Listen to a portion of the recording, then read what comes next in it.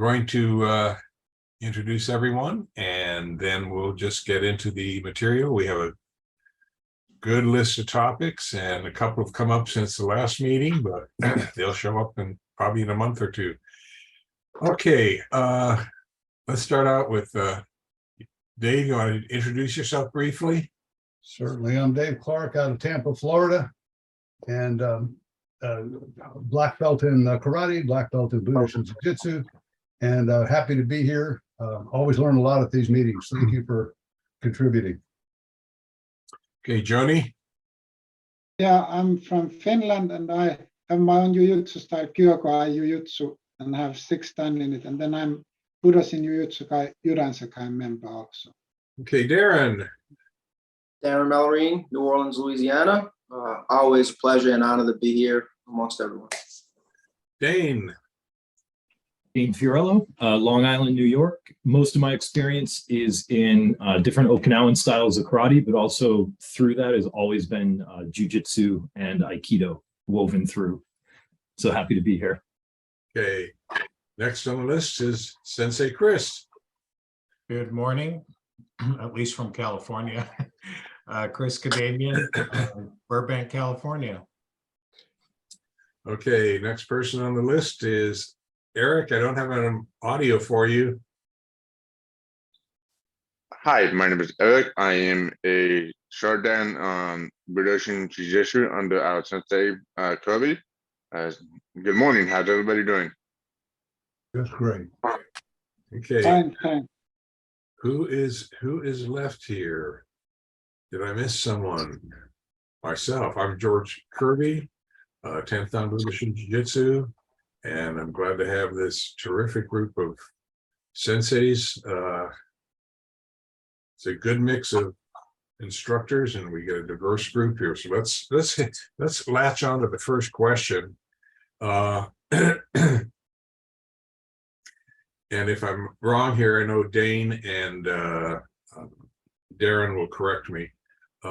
At the end of the last session, I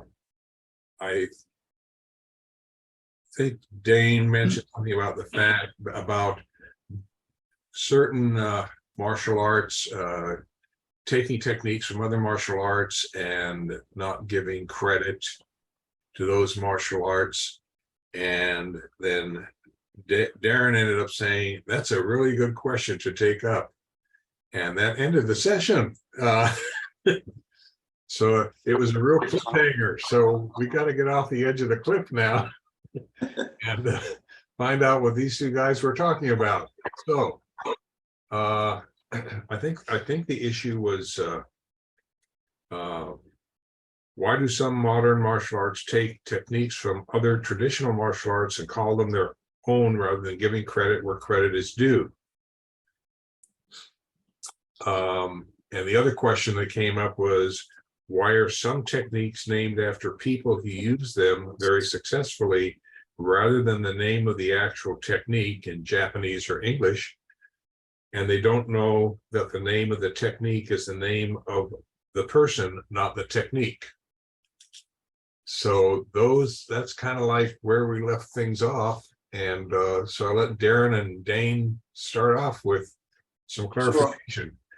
I'll go ahead and say what I was referring to it's all about the origins. When you're looking at what a parent system might be in let's call it Japanese Jiu-Jitsu and where other martial arts have come out of, when you're looking at origins and lineage, people in today's time in training martial arts, for the most part, they're going through, while they participate in martial arts, I feel the majority or the mass audience of martial artists that are out there really pick up what they feel like is the most popular thing going. And for the last 20 or so years, the most popular thing going, and not to discredit or disrespect anyone, is what was commonly referred to nowadays as Brazilian Jiu-Jitsu, which in my opinion is just a fraction of what Japanese Jiu-Jitsu really is.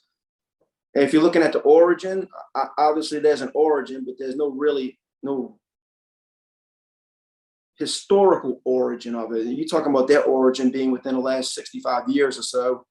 But when you're looking back in history, looking for the origin of a true style or system, then if you trace back Japanese Jiu-Jitsu, you're going very far back into the 1800s, if not further.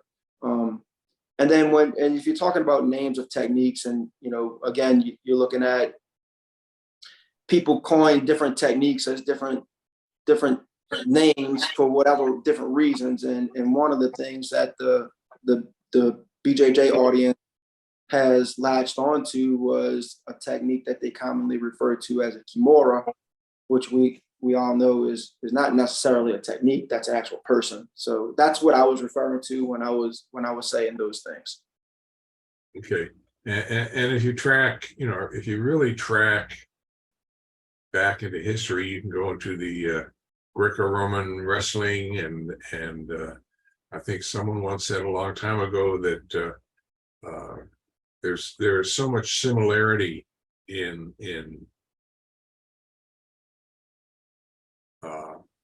various martial arts, put it tactfully, as you go back in history. That, I mean, there are only so many locks and holds, different kinds of locks and holds you can apply to a human being that will work, and you regardless of where you are in the world, I think you inevitably discover them. So the history goes way back. So anyway, Dave, did you want to add anything in, or? As far as the naming convention, it's not really unique to Japanese or martial arts. If you look at some last names, of people historically from every region, of the world, it wasn't uncommon to refer to them from the place they were from, their trade, or something maybe that they were, well known for. So I think it's just a common practice. It's just an easier way, especially during times when, there were smaller villages and, things like that. It's like, oh, it's, so-and-so from this village, and that kind of becomes, their last name. In some cultures, they'll refer to you as like the son or daughter of, your father's name. They won't even call you, by your first name. So I think as far as the naming convention, that's it's not an uncommon thing. What was the second part of the question about borrowing techniques or accrediting, things? I think it was, I said some martial arts take techniques from other traditional arts and call them their own rather than giving credit. Credit is due. Yeah, that's a whole other thing. Yes. Like you said, there's only so many ways to do things. You can look at it two ways. One, somebody may intentionally do that, and then, just because that's just how they operate, that whatever their motivation is. But then there's other things maybe that are kind of lost, in time, or just that person maybe didn't have access to it, and you rediscover things, right? As you practice. And lo and behold, there's another art out there that's been using that for, a long time, unbeknownst to you. So some of it, I think, could be innocent. But then there's, other things that, everybody's trying to popularize or grow their system. So like everything, like plagiarizing, you quote somebody else and, you call it yours, and then there's other people that give credit. So I think it's just human nature, depending on your, foundation, disposition, beliefs, and things like that. But it's not a unique thing to martial arts per se. Yeah, I think part of it also is that sometimes people will see an instructor doing a certain thing, a technique or hold that they can do very well or easily, and so they say, oh, that's Sensei Kirby's technique, and it becomes Kirby Waza, or like I said, it's given the person's name because that's who they learned it from, or that's where they went to get it. And it does happen. I think most unique thing was decades ago, I did a seminar in the Southeast somewhere, and one lower rank said, "Sensei, why are you wearing the death knot?" On the belt, me being the fourth or fifth time, I had to come up with a quick answer, so I did. And that, for lack of a better phrase, that mythology, I've heard that back now several times from other parts of the country, and it's, it's just, I said something, and I guess some people took it to heart, and there was a method to the madness, but. I have a question for you, George. Do you do the same techniques as Sekiton, or have you modified them to be more modern, the techniques in your style? I have probably modified some of them, but I'm going to put that down as a question for the future. A second. Spare. There is at least one throw that Christopher and I have basically named the throw after Sensei Kirby. Christopher is another one of our Shodan, someone that I train with, and it would be based on Ukiyo Toshi, and just because of how how unique it is, we basically call that throw the Kirby Kamikaze, the suicide throw. Yeah, so Kirby Eric, suicide I throw. think that what you're saying and what Chris had said is kind of a different path of where I was going with it. Y'all understand what the technique is, and you know the terminology of the technique, and you can translate it from whatever it is in Japanese to even English. Right. I guess what I was saying in the beginning was when somebody coins a technique by a person's name, that they actually think it's a technique and not the person's name. Right. It's not just techniques like the Kimura. It's also like you have the Americana, which is the Kimura's down here, the Americana's up here. It's the opposite direction. And that was, from what I understand, I forgot who came up with that, and it's basically some American, probably an American wrestler who was able to do that technique very well, and now it's pretty much built into BJJ. Mm-hmm. So you have a lot of different techniques like this, and it is in a lot of different systems. So it's still in Uraguruma. It's just in different systems, just called something else. Right. I think the core issue is the difference between naming a technique after a person or a location and naming the technique for what it is. Shoulder lock or arm lock, uraguruma, and if you call a technique, the Kirby, it really doesn't tell you what the technique is or how it's set up. Or even the tortellini press.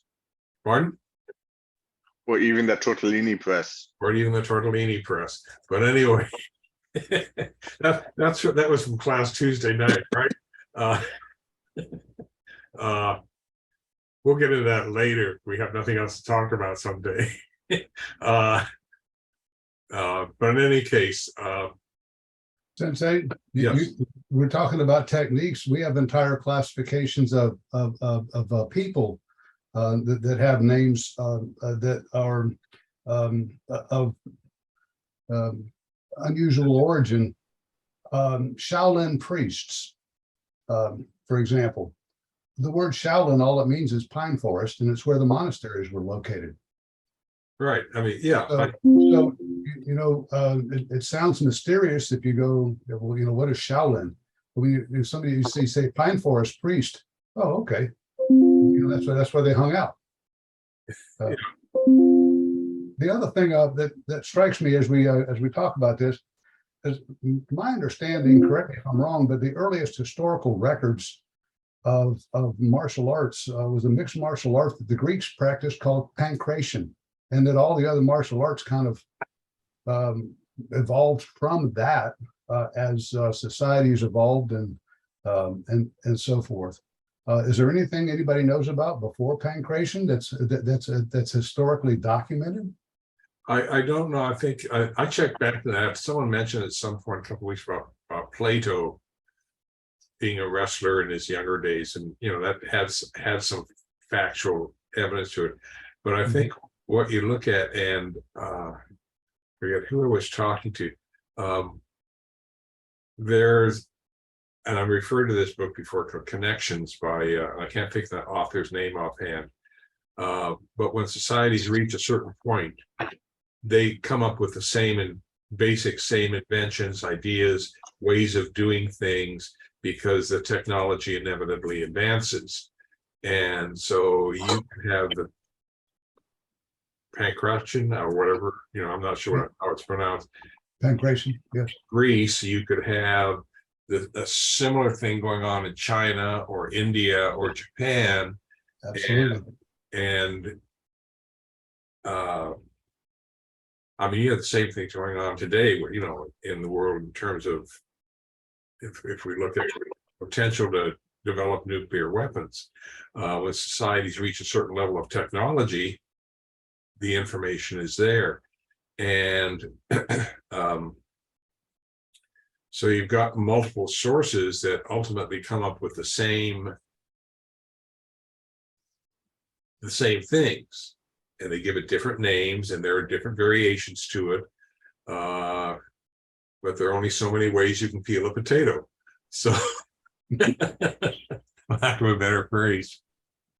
So, and like I said, I think the issue was naming a technique after an entity, which really doesn't tell you what it is, versus naming the technique for what it actually is or does. And I think that was the issue that Darren and Dane were bringing up. Am I correct? Darren? Yes, sir. and Dane? Yes. Yeah. So Some of it is literacy, so some of it is, organization, like in Okinawan karate, you have whole katas named after people.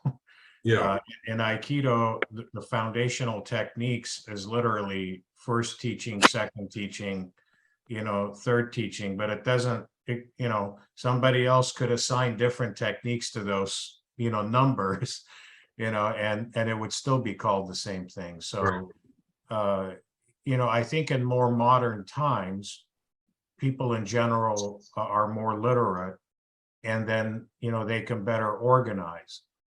So once you start bringing the pieces together and organizing it, you realize giving it abstract names, is going to be confusing, because some of those names may overlap. So then you actually start giving names to the techniques.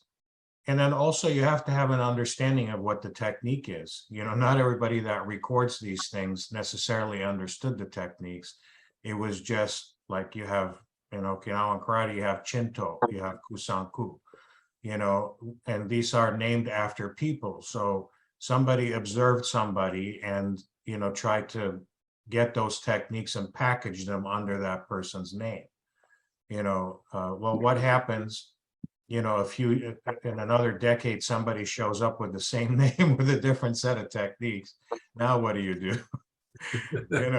So that happens too, right? There's variations in the kata of the same name, right? Yeah. Like Seisan, everyone has a different Seisan, but there's something in it that makes it Seisan.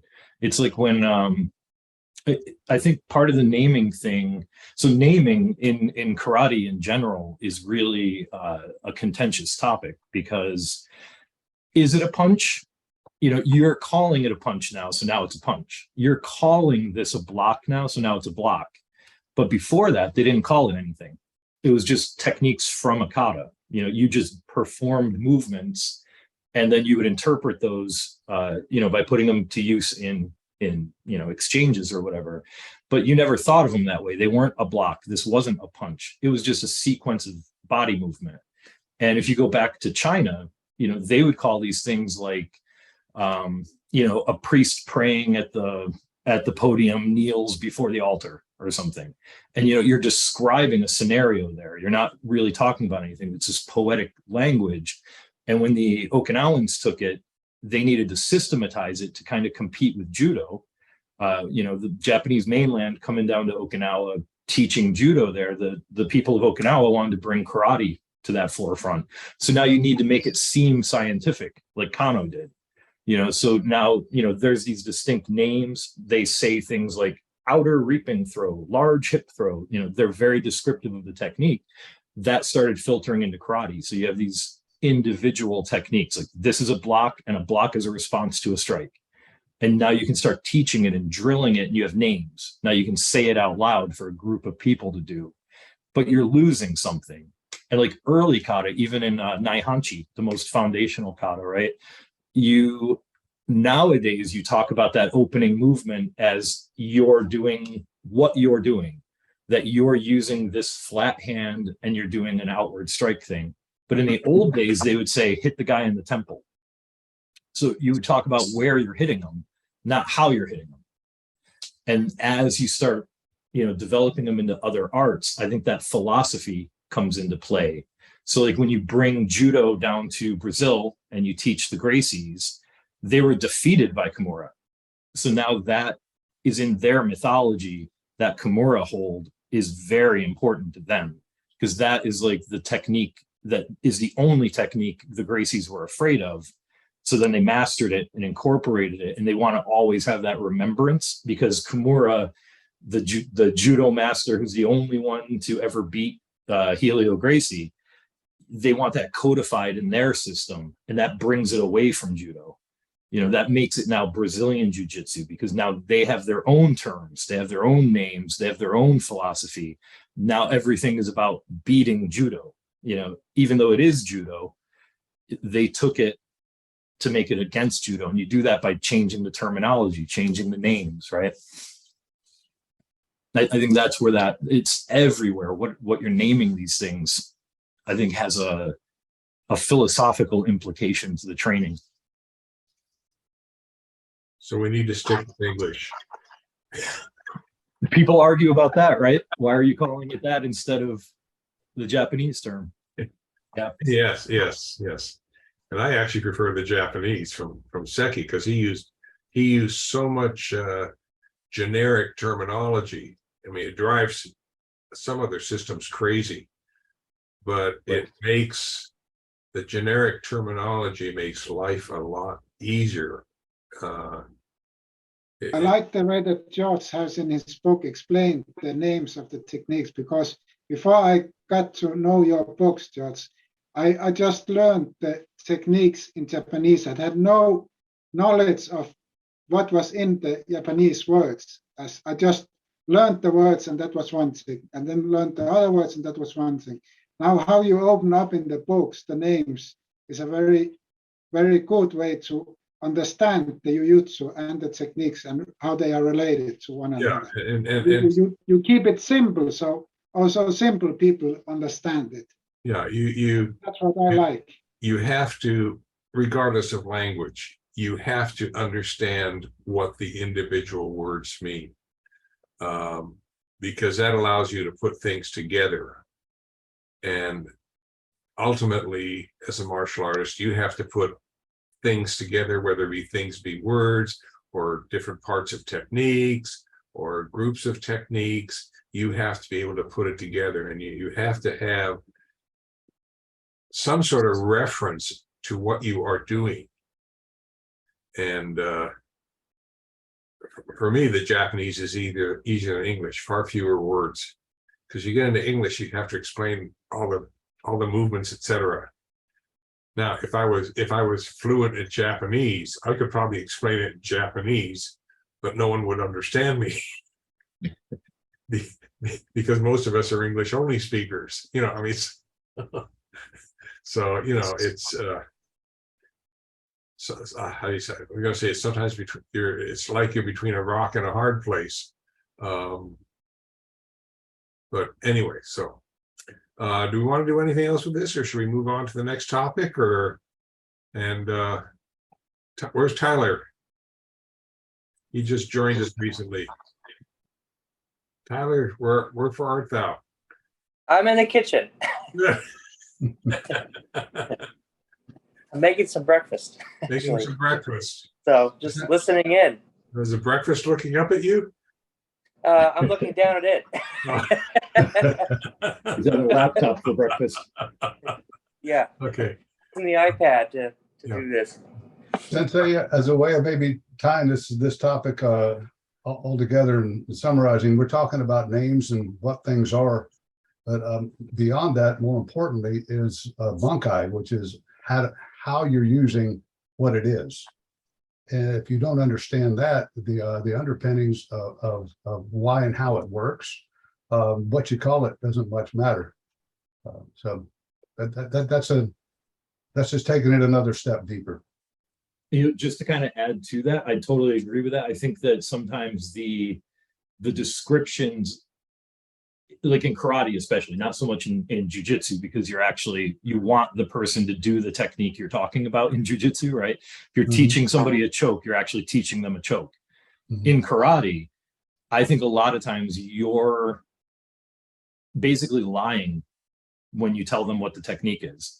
You're making it so they can't figure out the bunkai of what they're doing. You know, by telling everybody this is a rising block, this is an outside block, this is a punch. That's it. That's what it is then. But, you know, it's not, right? So it's ukemi, you know, speaking of the language of it all, in jujitsu, ukemi and the uke means something very clear to us. You know, it's about taking whatever is happening and rolling with it and dealing with it and accepting this thing happening to you.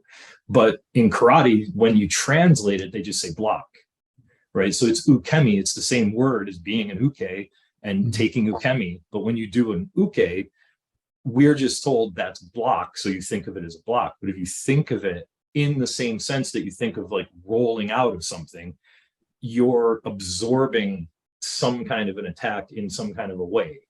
You're not blocking, you're accepting this. You know, you might be grabbing their hand, you might be getting out of something, you know, you might be doing, somebody's grabbing your wrist, you're popping their arm across, you know, it's not boxing always, you know.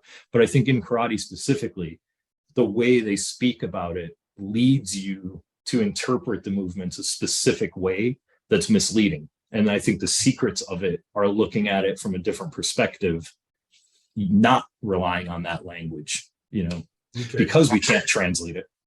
You know, we just get the wrong translation and run with it. I think we can't translate it literally. Right. Calling it a block instead of, you know, literally it's accepting the techniques and things, you know. You know, for Seki, blocks were just blocks. They were part of a whatever technique you were doing. And he never made, we never studied blocks specifically, but they were all there. They were all part of, and that's how you learned to do your blocks. And you know, I think different sensei take different approaches. I've seen some jujitsu sensei that name all the specific blocks specifically. And maybe because they also have a karate background, and they expect the student to know what a difference between a block and deflection and trap and all this other stuff is. And at least the way Seki taught jujitsu, all those items they were part of, for lack of a better phrase, what you did in the process of. Right. And it's a different, you know, I can see where it's a different approach. I have heard that actually, if you talk about karate, I have written that there's actually no blocks at all. It's always a counter strike to a nerve point. Have you heard about the same? That they actually, all blocks should be a counter strike to some nerve point in the hand or in the body. Right. I mean, ideally, a block is to a nerve center or pressure point. I mean, that's the ideal. Doesn't always work that way. But if it's a solid block, the person will know they're blocked. And it really, if you get them in the right spot, the arm isn't going to do anything for a second or two, which is what you're after. It's really, when you translate things in English, sometimes it's just literally lost in translation. Yes. It's Agreed. like it's how we interpret, when we say martial arts, tying it into military, that's not really even what Budo is, but yeah, I would say like what we call blocks is really one of two things. It's either a counter strike or a redirection. So Okay. there's no such, because it goes against the philosophy of Japanese martial arts. You don't block a greater force, because ultimately, if the force gets greater, it's going to crush you, regardless of how strong your block is. So Japanese martial arts tends to follow nature. And in nature, you yield or you redirect, because energy is going to, whether it's wind or water, it's going to take the path of least resistance. But if you don't try to stop a hurricane, you don't try to stop, a river, so that's kind of the idea. But here we call it blocks. Somebody decided to call it blocks, and it just kind of, stuck. But it's not really a block. It's either a counter strike or a redirection. I think that part of the issue is there are two things here. Number one, we tend to want to block something away from our head. And as I tell my students, you have to realize the head is really a very small target.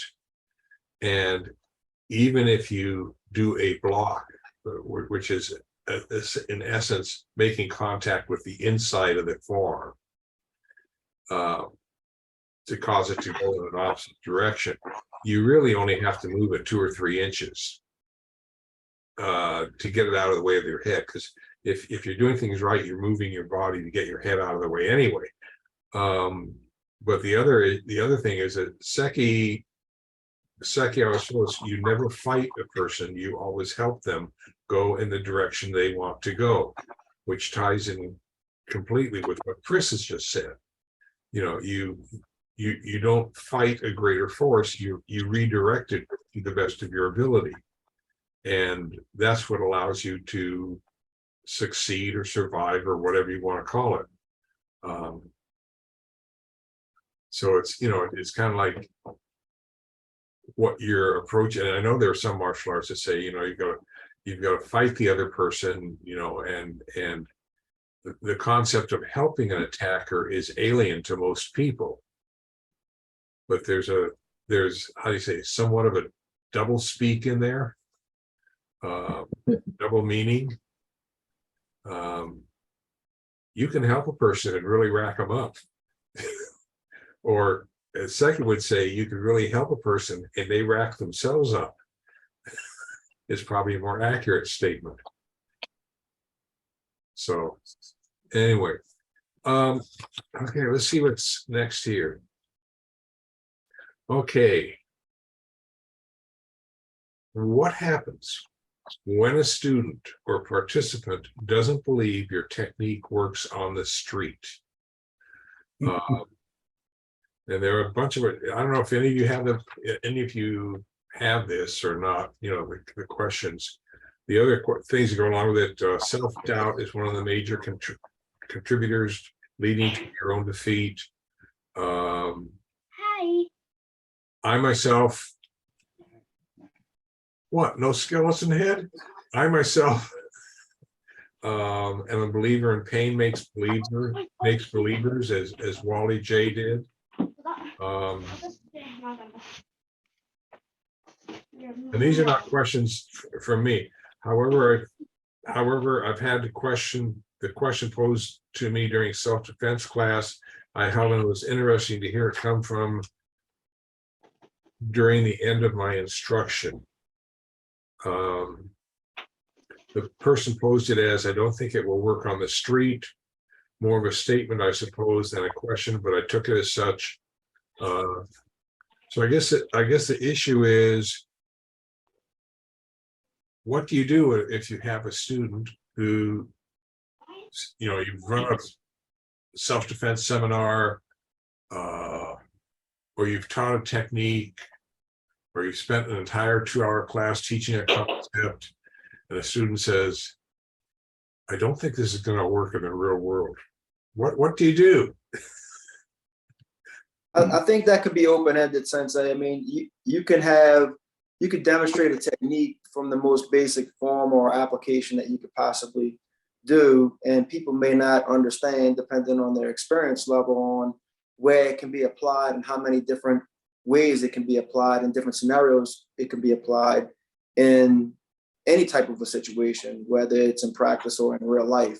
I absolutely believe that pain or discomfort is, let's call it for the lack of a better term, maybe inspirational. So you can certainly have compliance with the discomfort of, controlling the anatomy in ways that it typically doesn't work, where people will comply with you. And in demonstration of a technique, again, depending on your experience level, then your understanding of what could happen. If you're demonstrating a technique that you can have somebody in some sort of compliance that they feel like doesn't work or wouldn't work in a real life situation, I've been faced with that a bunch of times where people would ask those type of questions, and you can demonstrate it, but you have to understand the repercussions behind it, because I'll give them an opportunity to do whatever they feel like the natural response for somebody getting into that particular technique. So for example, if I apply a wrist lock on somebody and they're like, well, I wouldn't do that, I would do this. Well, let's advance it from a perspective of what the natural movements of, or the natural sequence of what would happen in a real life scenario. Go one for one, you give each a chance to do something. Once you have the lock applied, then I would allow the person that I'm performing a technique to say, okay, what was your next move? And let's say it's a strike. I'm just using hypothetical. There's thousands of different responses that can come up, but let's say it's a strike.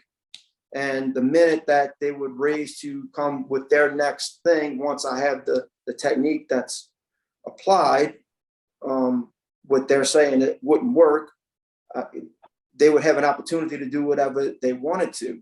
Remember, there's a sequence leading to the application of the technique first, so I have to get there. But once I am there, I would give them their next move.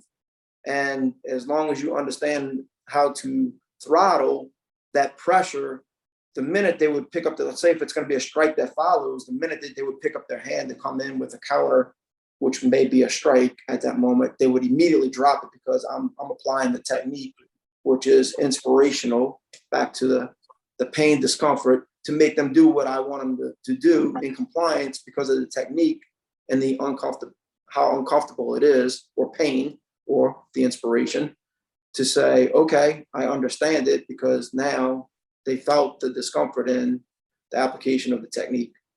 I don't know if that was clear, but it does work, in my opinion. That part does work, and you just have to remember that if you have to understand that throttling of where you are to not injure someone, what your limitation is, and where you can apply the technique.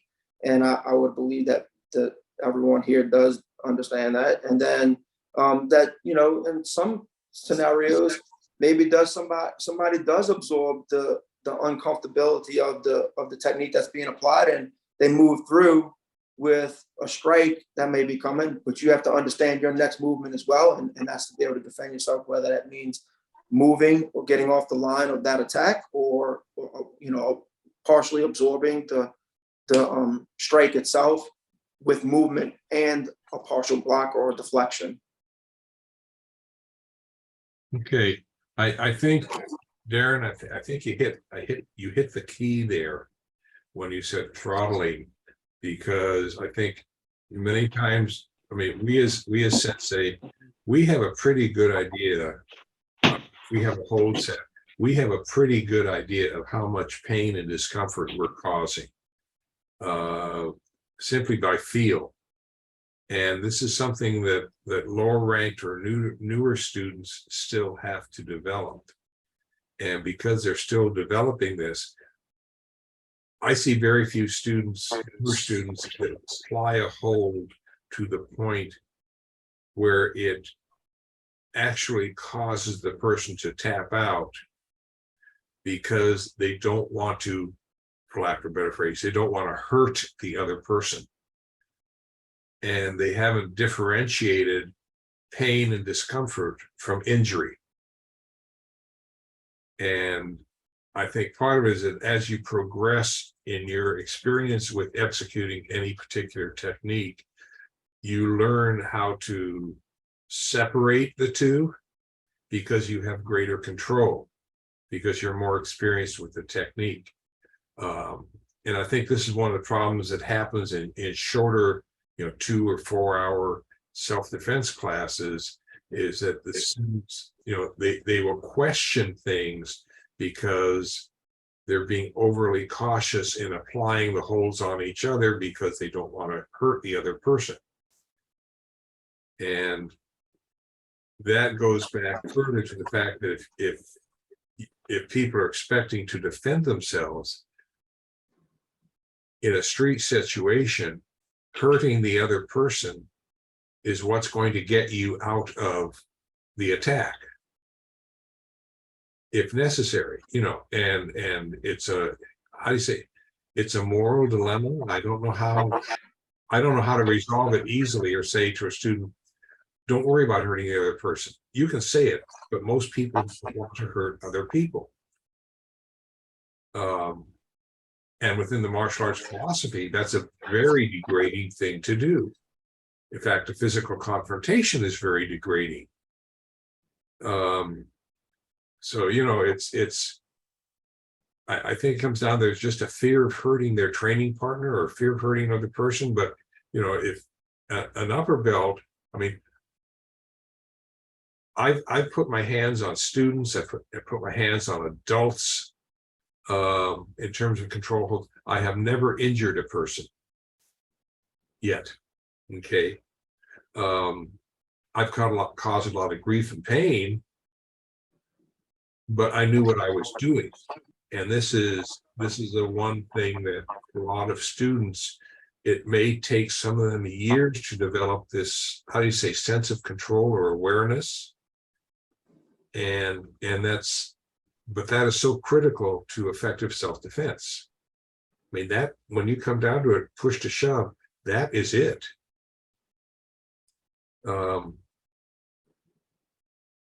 So I don't know, I think part of the problem is,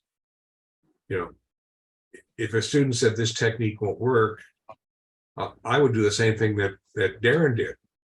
I'd apply it to them and say, okay, hit me or kick me.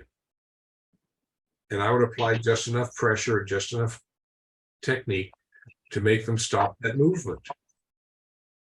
And then they, as Darren said, then they understand.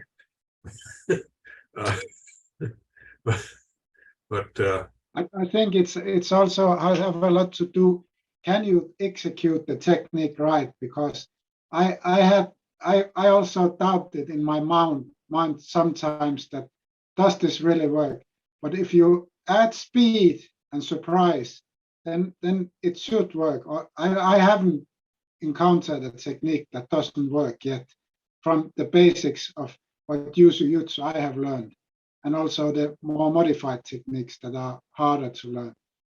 They really, if you just add a bit of speed and concentration, and then you execute it well, then I haven't found a technique yet that doesn't work if it's out of the Jujitsu book that's taught by upper belts to me. Yeah, I mean, you can execute a technique real fast and it's over and done with. And I think what some students do not understand, particularly if they're just doing a 2 or 4 hour class with you, is that you're doing this, if you're doing this, you're showing this technique slowly so they can learn the technique. You do this out on the street, it's done with in a second, and they're disabled. So, you know, I think there's a Last time we also talked about confidence. I think it also has to do with own confidence, that you are trained the technique enough, done it over again, that you have the confidence to execute the technique right. the right way. Right, and like we said before, there has to be a philosophy that this person is attacking. In terms of self-defense classes, this person is attacking me. They're intending to cause me physical harm.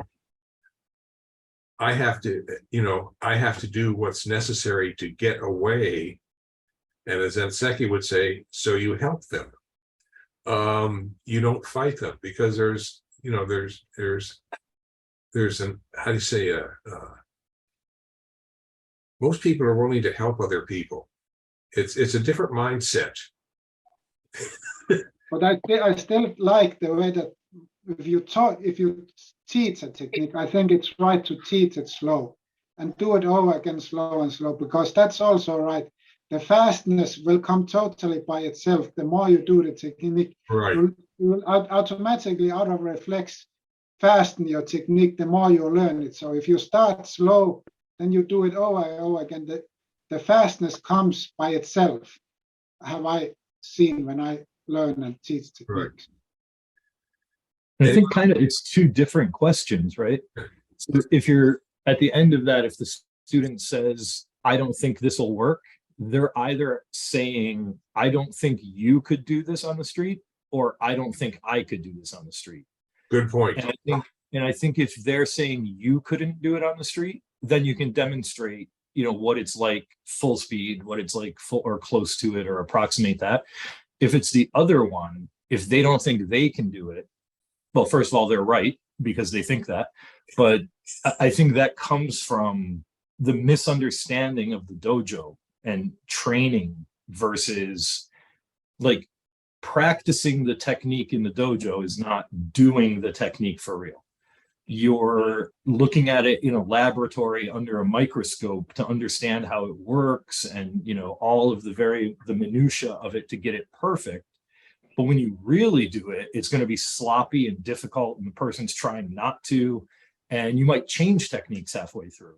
You know, maybe he's right that you're not going to get that guy in a Kotegaeshi, but trying to is going to turn him the other way, and then you get him in an armbar or whatever. You know, there's also that. Don't do it then. If it's not working, switch. You know, like don't try to make something work either.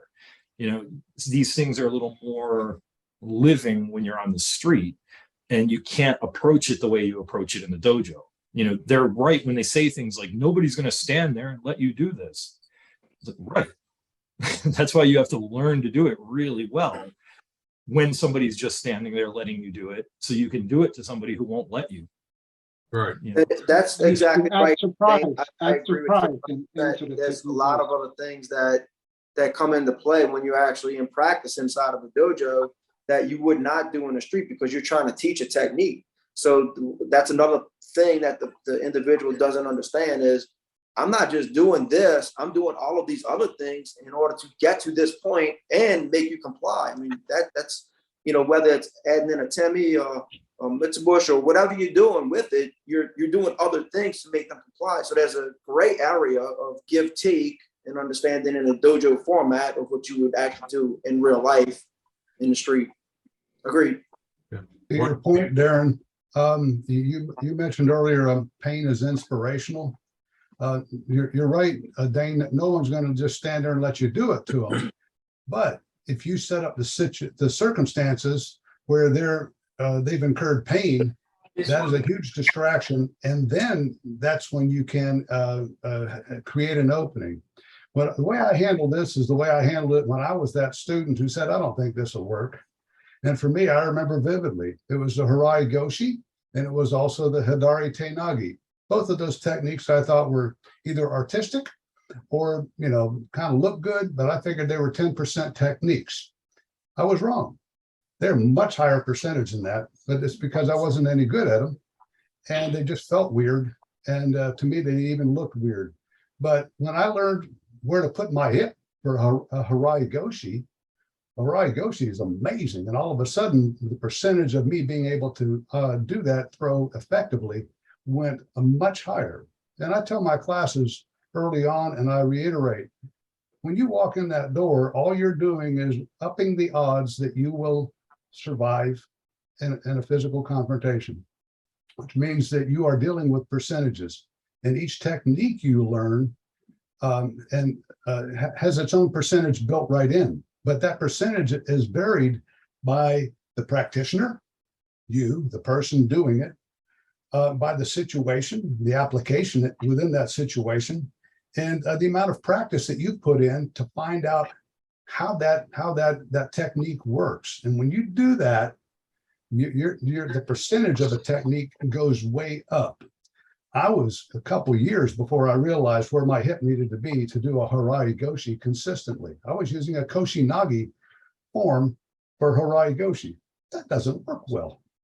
And know where to put your hip, and you can make that Harai Goshi work just about every single time. That the percentages are what we're discussing here. So whether or not it works on the street has more to do with the person applying it than the technique itself. Give the technique its due. Put in the time, put in the practice, ask the questions, keep researching, look at it from different perspectives, read other sources, and practice with other sensei and other people. Dave, I'm glad you finished up with the Harai Goshi being extremely effective. That's one of my favorite techniques. So, and I find it extremely effective. So I'm glad. I love it. But I didn't start out like you it. came back on that one. But yeah, I agree with that. You have techniques that you're practicing inside the dojo, and to add on to what you and what Dane was saying as well, that when you perform a technique inside of a dojo, the person that you're working with understands what you're trying to do. So whether it's in the dojo or even in a sporting environment, they're familiar with what you may be attempting. In real life, there's no clue. They don't expect those things, which is to great advantage to the practitioner that's performing the technique, which makes them tremendously easier to be able to perform and execute. Yeah. Sometimes when I teach, rather than demonstrate the technique, I'll ask for someone who wants to volunteer just with a general classification of attack, and let them come at me, and then I demonstrate the technique, and no one has any clue until then. If I say I'm going to show you this technique and then we're going to practice it, so they already see it being applied in a very functional way, and I have the element of surprise on my side as a sensei in the dojo when I do that. I think the key here is that what's being said is that the dojo is not the street, and there's a difference in that, your training partner in the dojo knows what you're going to do and is probably going to cooperate. If they're familiar enough with the technique, they'll cooperate because they understand that non-cooperation tends to be painful. Okay, or injurious, as I prefer to say, non-compliance tends to be painful. Inspirational, sensei. Inspirational. There you go. It can be inspirational. That's a better, really positive term.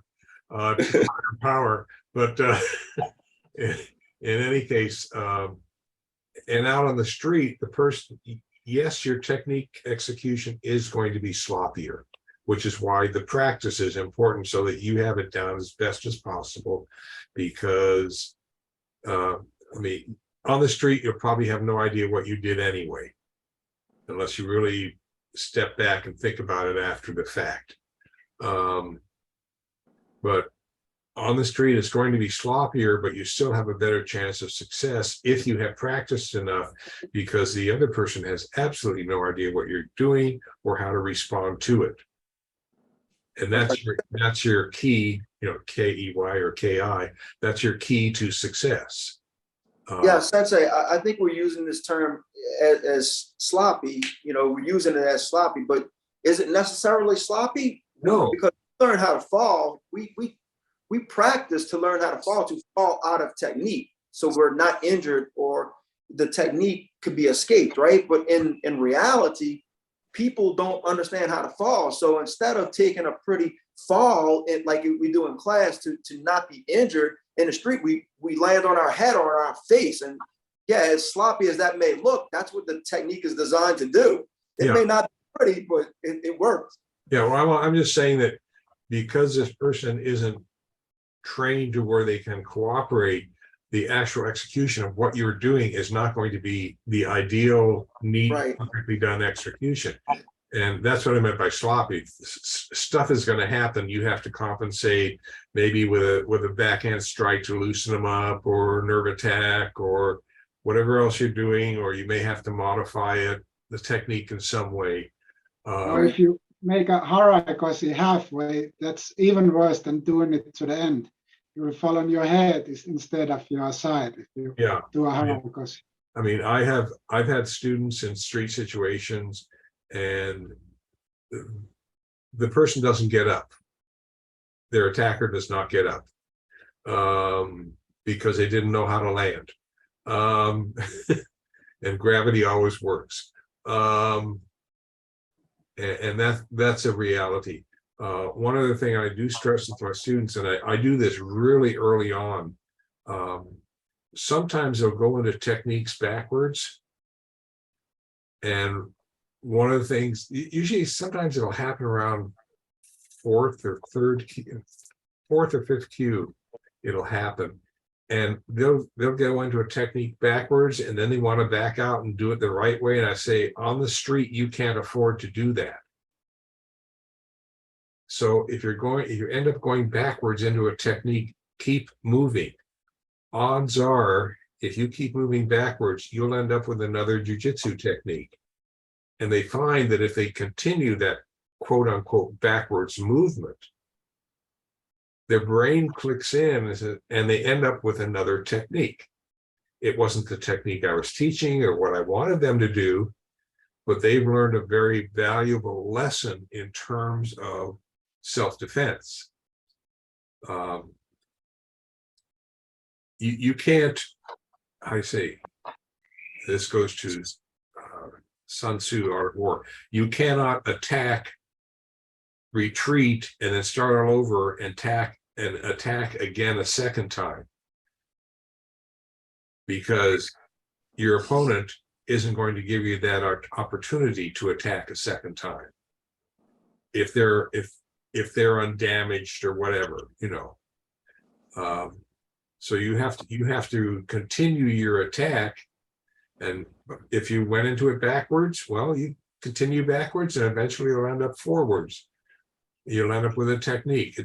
It's more of a mental exercise for the student, that they learn really fast that they're not, how do you say, they're not dead meat if they do something backwards. They have a chance. And as I think Darren said, or Dave, as Dave said, all a martial art is going to do for you is improve your chances of survival. And that's really important to stress to your students. There are no guarantees in life, but the reason you learn a martial art is to improve your chances of survival. And that's the reality. And that's all we're really after in terms of defending ourselves, is getting out of the situation, getting away, and surviving. And what happens in the process is part of the process. So, and you know, it's kind of related here, I think, too, that the dojo in a lot of ways causes problems for some students because they, like we were saying, like what you're doing in the dojo is specific to the dojo and the amongst your peers and everything. And there's like a sort of etiquette that, you know, happens in the dojo that should not happen on the street. Not just, you know, you don't want it to, it mustn't, you know, you can't act that way in the street. And there was a really old karate book, like 100 years old. I can't think of the name of it. The guy in it points this out, and he's the only person to ever point this out, and reading it, it made my mind explode. He's like, learning a martial art is on top of everything you know about life, not instead of. Don't replace what you know about getting in a fight. Don't replace everything you already know. Augment it with these new techniques, with these tactics, with these tricks. But, you know, he talks about, like, don't forget to headbutt. Don't forget to gouge eyes. Don't forget to scream in their face. Don't forget to spit at them. Don't forget to call them names. You know, don't forget to do the things that you would do in a real altercation. And now you just have this extra stuff. Not, you know, replace everything you know. Don't bow to him and give him the chance to come at you first. And you know what I mean? You're in an altercation here. Don't forget you're doing that. You're not doing the dojo. Yeah, all fair The and spot. babushi. Yeah. Yeah.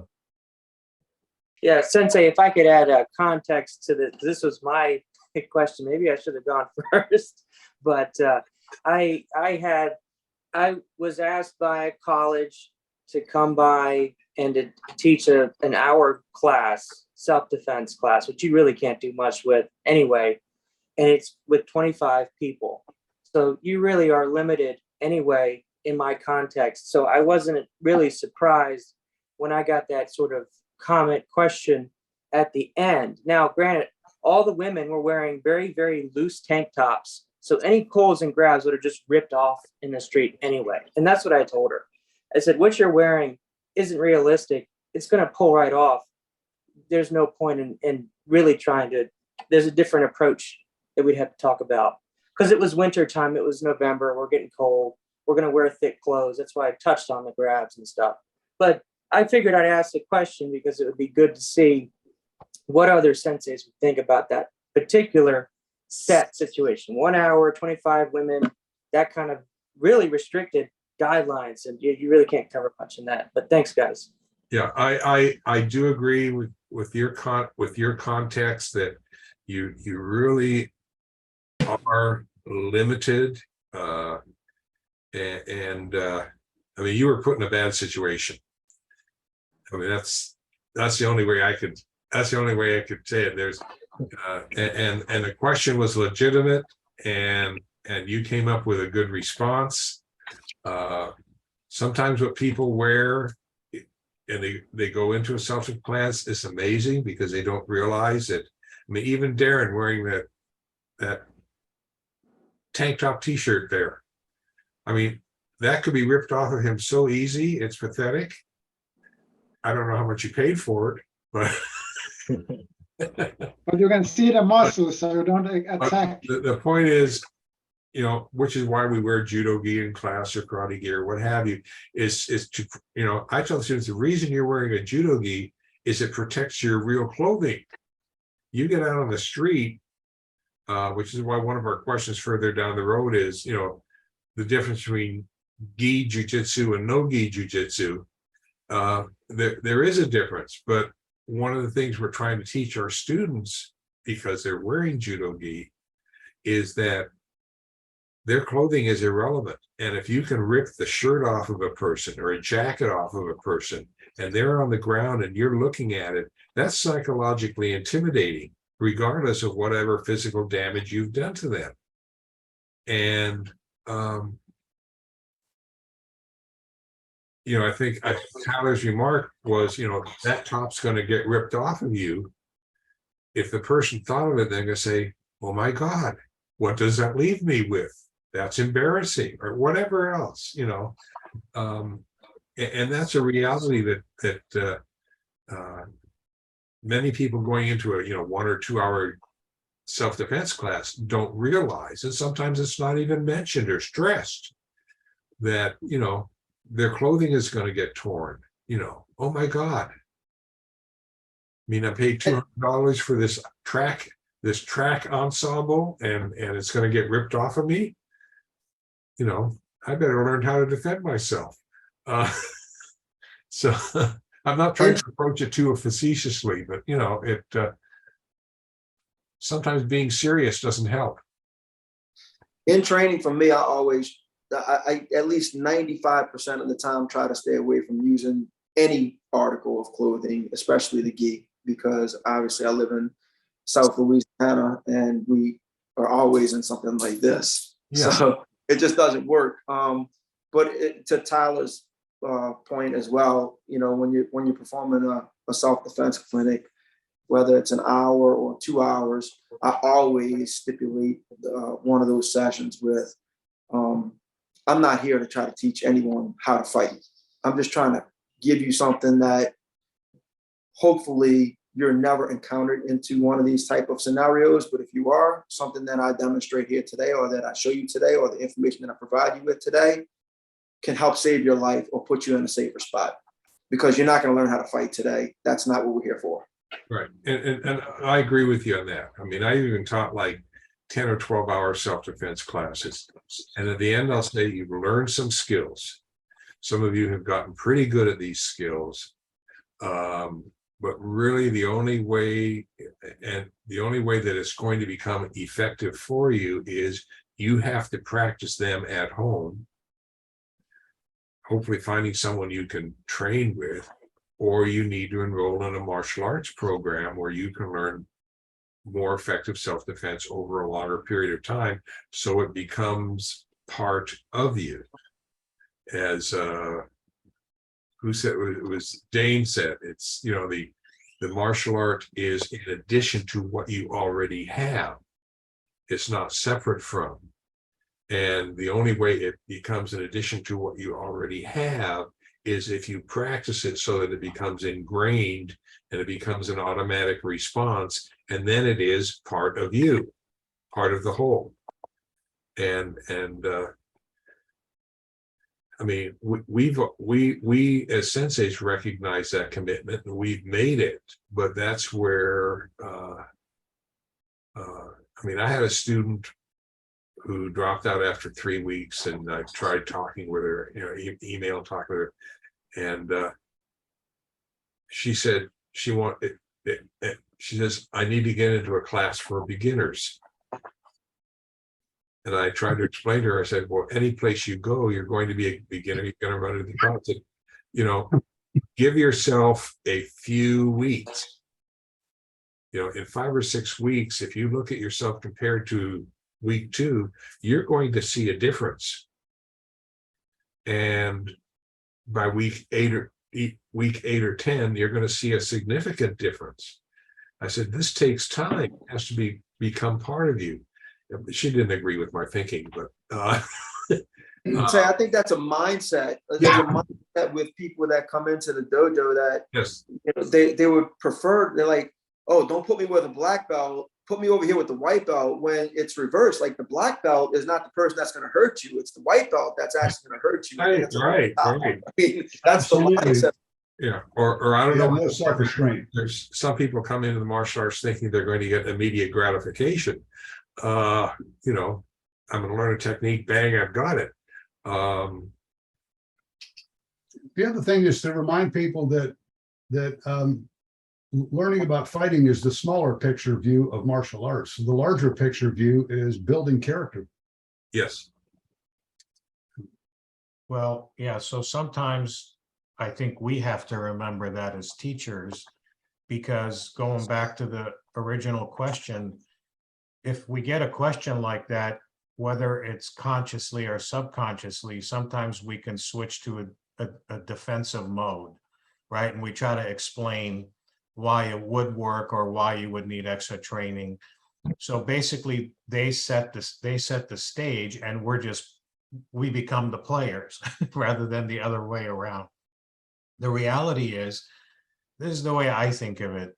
Not every technique is going to work 100% of the time in 100% of scenarios out there.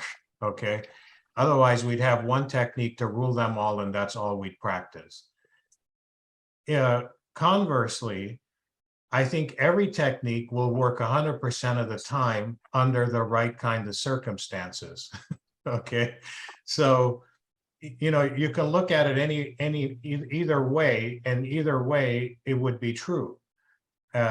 And so if somebody thinks it's not going to work on the street, they could be right, because we're working, as many of you have said, under certain types of conditions, wherever it is we're teaching, whether it's a seminar or the dojo or whatever, and it may not work. It may not work for them.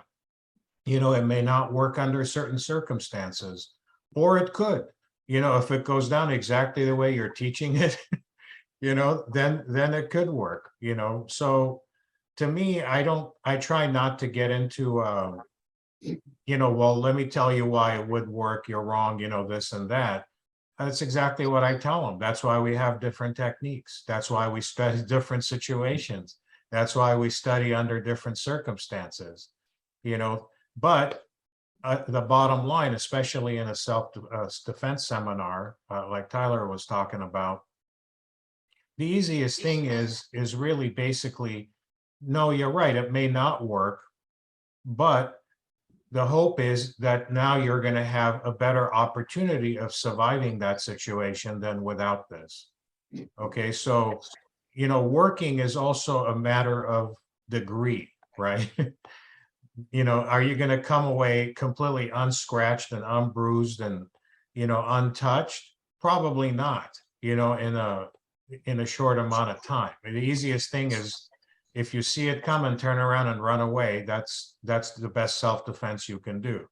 When I do short self-defense seminars, I teach them avoidance or do something quick and get out of there, run. I never teach any technique that would, try to control the opponent or beat up the opponent, kind of finish the opponent. Because the only people that have that obligation is law enforcement or something like that, to basically stop them completely and apprehend them. The average person for self-defense, shouldn't be thinking that way. They should be thinking avoid or get out of there as quickly as possible by doing something simple. So I can at least improve their chances of becoming less hurt or not hurt at all, rather than, basically stay there and finish them using this technique. So anyway. Yeah, I think if we're teaching, is what Chris has said has a lot of validity. If we're teaching a quote self-defense seminar, our approach has to be completely different than if we're teaching in our dojo, where we have students for a long term. Your goal in self-defense is, number one, as one of my black belts used to say, no be there. And get away, avoid it. That's your number one. Number two is if they're trying to control you or grab you, you are really, all you're really after is a release and get away. That's your goal. That's your quote unquote survival goal. Sometimes if it's, if it's more than an hour or two, I'll actually teach, techniques that may result in a broken wrist or stuff like that. But I'm not going to teach them a hip throw or tomonagi or anything that requires. You gotta follow the KISS theory. Keep it simple, stupid, or keep it simple, sensei, however you want to look at it, or keep it simple, student. You got to give them simple things that they can easily remember, that have a good chance of working, which improves their chances of survival. Because that's what they may not realize, but that's what they're coming to you for, is survival. And I think Tyler brought that up. I think Chris brought it up. I think everyone that's responded to this question has, ultimately that's what it is. Get survival, which means get away and do whatever you have to do quickly to get away. And that's all you can really cover in this, quickie self-defense class. Actually, about Tomo Nake, one I have trained with, he did that in a full contact match and said that was the best technique he has ever done. And I wouldn't believe him at first because Tomo Nake is quite a dangerous for yourself, but he's a small size and fast. So he did a Tomo Nake in a full contact match and finished the situation off that way. Yeah, well, if you've got a technique and it works well for you and you can use it, fine. My only concern with the Tomonagi, that's personally, is in a street situation, I don't like any technique that leaves me on the ground. Yeah, me the same. But he did the Tomo Nake. For him, He for said, some people, so they're light and they're agile, and which I used to be decades ago.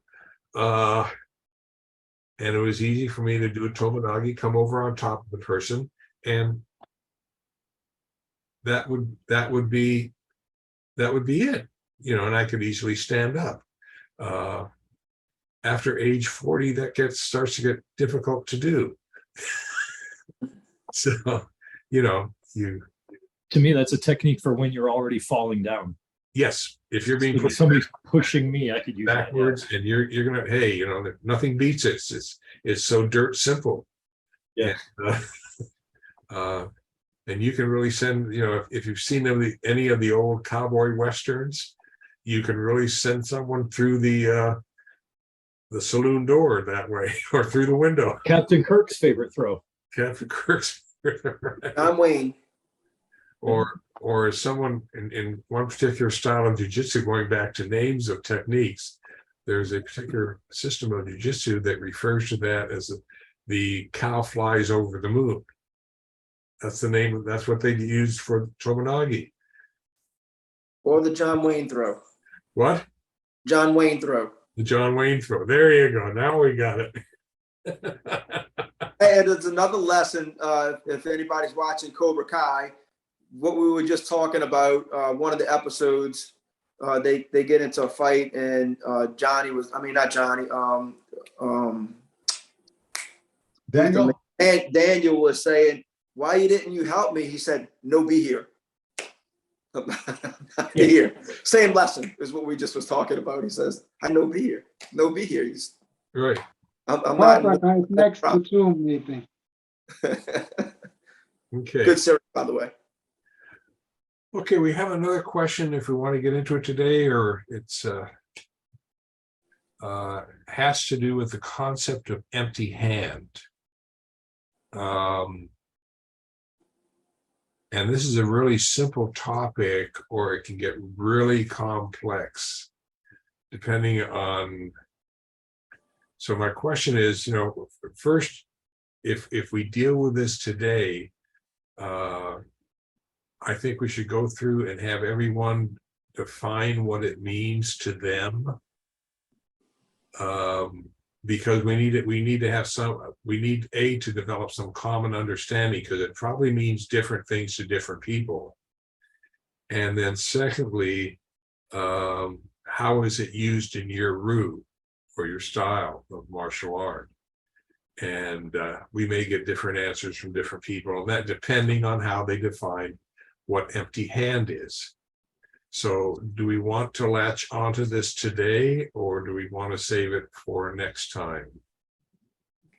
I would love to answer this question, but unfortunately it is getting a little bit late. It's 9:20 a.m. and I need to get going. So I would like to tackle this on our next meeting. Okay, and we've lost Eric. Or Eric is sorry. Tyler's not here. Well, I don't know whether he's here or not. We've lost. Who did we lose? Chris. We've lost Chris, because he probably has to go to class or something of that sort.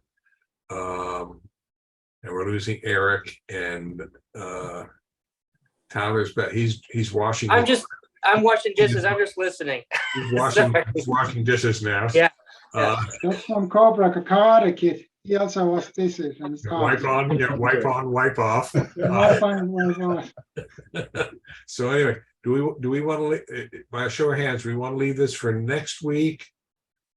Or do we want to do it this week? How many say next week? Raise your hand if you want to do it next week. Okay, let's do it next week. And that'll be our first topic. And all of you can read up on what empty hand is, so that you don't show up empty-handed next week. Which you really should be, because that way you can do empty hand techniques. So the dad jokes are end this with this guy. just before when I was a classroom teacher, my jokes were really crummy, lousy, and the kids, they would groan. I didn't get laughs, I get groans, and eventually the groans would be so bad that they'd crack up because the entire class groaned. So when that happened, I knew I was successful. So, anyway, so I do apologize for lousy jokes. It's just No need to apologize. Keep them coming. yeah, Like anything, it's the result, not the technique, right? right. It's the result, you know. I mean, if anything, that's part of why we have our inside jokes every now and then in class. Right. And do you want to explain the tortellini thing? See, none of it, that went over most people's heads. The tortellini technique. But what's going on is there's a series of techniques. It all starts with the thumb press right here, right on the carotid artery. And me being a much bigger guy, if I tense up my neck, it's very hard to get the technique done properly on me. So Sensei Kirby is going on with the first topic about coming up with different names, or why you come up with different names for a technique, like the Kimura, and then he was talking about changing this technique. Is basically like you grab the collar, the back of the collar, and you apply thumb pressure on the carotid arteries. Okay, that's not working if the person is paying attention on the neck. So what you do, it's like you were saying, you're turning your hands around like you're kneading pasta. So you turn it around, and it gets really deep inside, like you're penetrating past the muscles into the carotid arteries and the nerves, and it's really painful. And Christopher, who is Italian, he came up with the name the tortellini press, because that's how you make the tortellinis. And that's also from Karate Kid. Anyway, so that's a bad pasta joke. Anyway. At least it's not as bad as the guide dog. The guide dog. Yes, you're trying to train us to be guard dog, but you turn us into guide dogs. Yeah, because the guide dog thing is, you don't train if you want to train not a guide dog, guard dog. You don't train them in English. You train them in a foreign language. And part of this, and this is serious, is you, with your jiu-jitsu students, you train them to recognize the word mate or slapping or tapping out or whatever it is, because you don't want them responding to ouch, don't, stop, it hurts, and all these other English words that we tend to use. Because if you're doing the technique correctly and you know what you're doing, you know how much pain this person is receiving by how they move. And so you don't respond to anything verbal except mate. And a well-trained guard dog, because they're not trained in English, will only respond to commands in a particular language. Okay. Because otherwise, someone come into your house, and we have a German Shepherd. She's an absolute sweetheart. We don't know how she'd respond if someone came into the house, but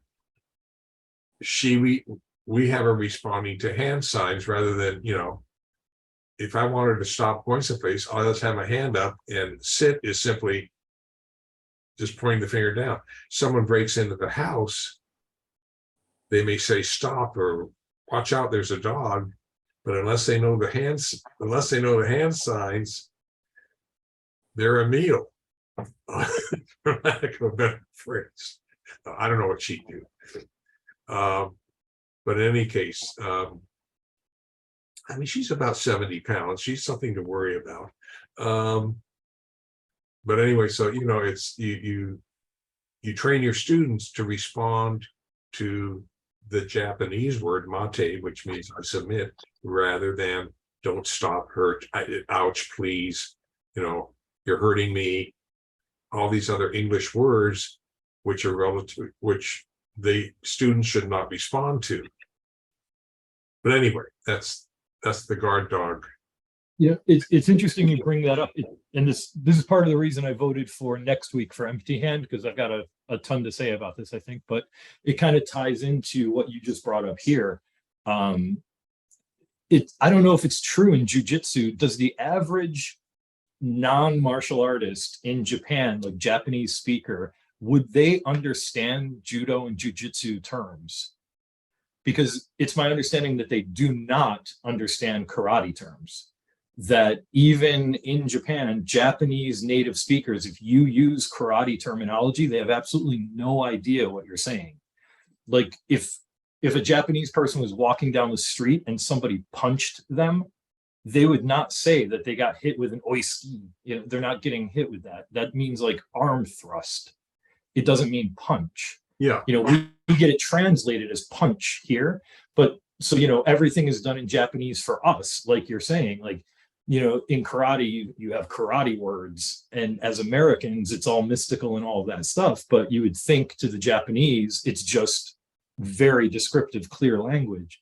But it's my understanding it is not, that they also are learning this language, that it's, karate language is like specific to karate. Yeah. It's not just Japanese. I think it's a correct, I think you have a correct analogy there. I think it's familiarity with the language of whatever activity you're involved in. And I think it applies to almost anything in life. A doctor might refer to a sore throat in some medical term, and we're going to say, huh? And so it's the martial arts culture in foreign countries is probably not the same as it is in the country of origin. If we say football here in England, they call football, and most of the rest of the world we refer to as soccer. And that confuses people. So, it goes back to the issue of names and what they're called. And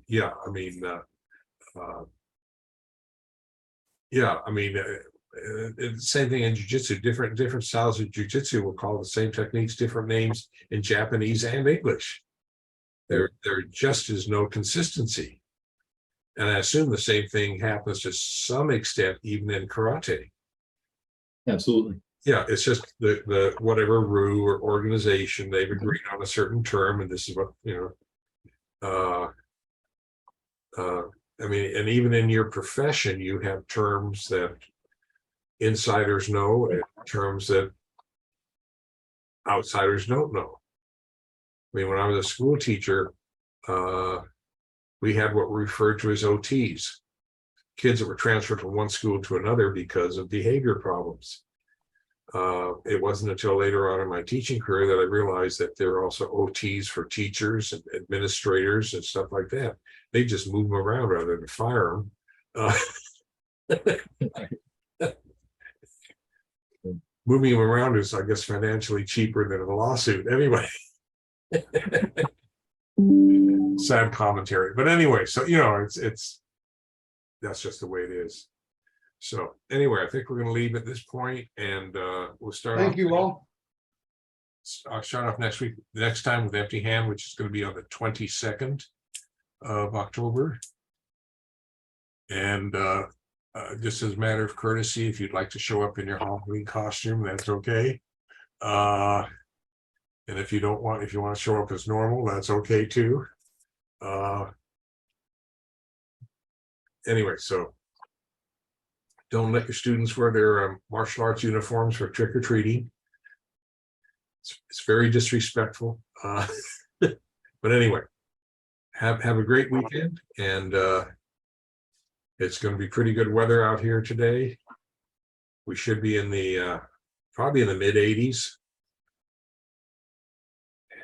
Clear skies. Anyway, so and then it'll get hot again next week. So that's about it. See you guys next week. Not next week for our dojo class, but I'll see everybody else for our next meeting. Right. Okay. Take care. Bye, everybody. care. Bye. All right, bye. Bye.